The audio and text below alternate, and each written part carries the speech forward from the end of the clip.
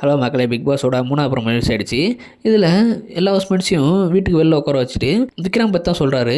நானும் சாண்ட்ராவும் ஹஸ்பண்ட் ஒய்ஃப்னு உங்கள் எல்லாருக்குமே தெரியும். இவர் என்ன பண்ணுறாருன்னா, அவங்க ஏதோ பூண்டு தூக்கி போட்டதுக்கு 2 பேரும் சேர்த்து பேசுகிறாரு. இது சரியில்லை அப்படின்னு சொல்ல, உங்களுக்கு வேணால் நான் பிக் பாஸ்கிட்ட பேசுகிறேன், ரெக்வஸ்ட் பண்ணி கேட்குறேன், கதவை வேணால் 2 செகண்ட் திறந்து வைக்க சொல்கிறேன், நீ வேணால் போயிட்டு வீட்டுக்கு போய்ட்டு உங்கள் ஒய்ஃபை கூப்பிட்டு வந்து வேணால் விளையாடுங்க அப்படின்னு டக்குன்னு விக்ரம் நக்கலாக திறந்து விட சொல்லுங்கள் ப்ளீஸ், நீங்கள் ரெக்வஸ்ட் பண்ணி சீக்கிரம் ப்ளீஸ் கேட்டு சொல்லுங்கள், நான் போய் கூப்பிட்டு வரேன் அப்படின்னு பக்கத்தில் இருந்த சாண்ட்ரா என்ன விக்ரம் கோவமாயிட்டிங்களா அப்படின்னு சொல்லிட்டு அவங்க கேட்டுக்கிட்டு இருக்காங்க.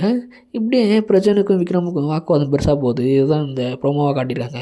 விக்ரமுக்கு ஆல்ரெடி இவங்க ஃபேமிலியாக வந்திருக்கிறது பிடிக்கல, இவங்க 2 பேரும் ஜோடியாக இருக்கிறது அவங்களுக்கு சுத்தமாக பிடிக்கல. அது மட்டும் இல்லாமல் ஒரு ப்ராங்க் பண்ணாங்க இல்லையா, மாதிரி ஒரு ப்ராங்க்கு, அதில் விக்ரம் எழுதார் இல்லையா, அதுலேருந்து அவர் டோட்டலாக சேஞ்ச் ஆகிட்டார்.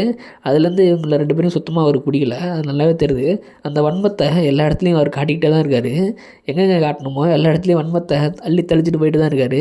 அதேமாதிரி இப்போ அவர் பேசும்போதும் அந்த மாதிரி தான் நக்கலாக பேசுகிற மாதிரி தான் இருக்குது. இங்கே 2 பேரும் ஃபேமிலியாக பண்ணுற அட்ராசிட்டி பார்க்கவே முடியல, அது வேறு விஷயம்.